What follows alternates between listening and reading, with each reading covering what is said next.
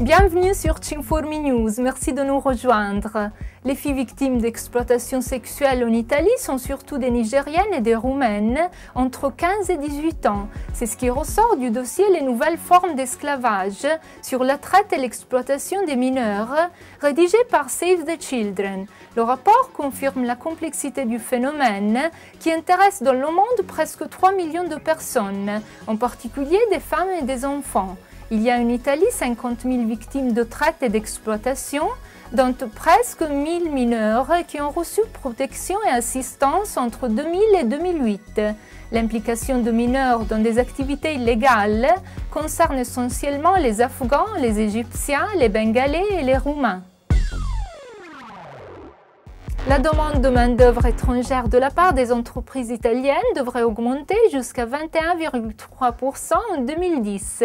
C'est ce qui indique le rapport Excelsior Union Camere du ministère du Travail. L'étude révèle une augmentation de l'incidence des travailleurs immigrés sur le total des emplois, en arrivant à couvrir presque 23% des nouveaux recrutements.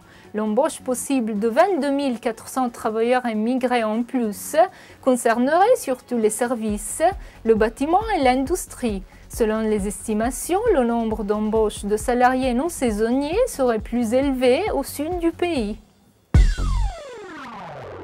La Commission européenne a approuvé le programme annuel 2010 pour le Fonds européen destiné à l'intégration des citoyens de pays tiers. Pour réaliser ce programme, la Commission a attribué à l'Italie un cofinancement de plus de 20 millions d'euros, auquel s'ajoutera la part de cofinancement national, qui s'élève à presque 9 millions d'euros.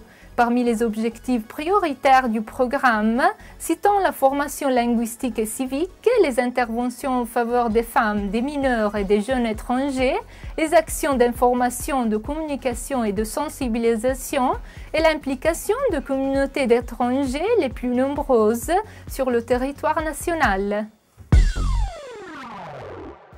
L'écrivain Riccardo Stagliano sera le protagoniste de la rencontre programmée le jeudi 9 septembre à 18 h, Piazza Loreto a Rovereto dans le Trentin, à l'occasion de l'événement Aspettando Terre 2011, organisé par Cinformi en collaboration avec Slow Food Trentino Alto Adige, dans le cadre de la manifestation Oriente-Occidente. Les associations d'émigrés, entre autres, sont intéressées par cette initiative.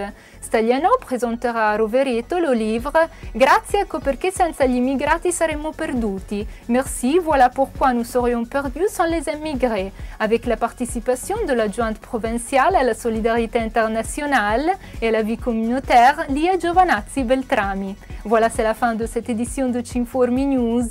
Merci d'avoir été avec nous. À la semaine prochaine.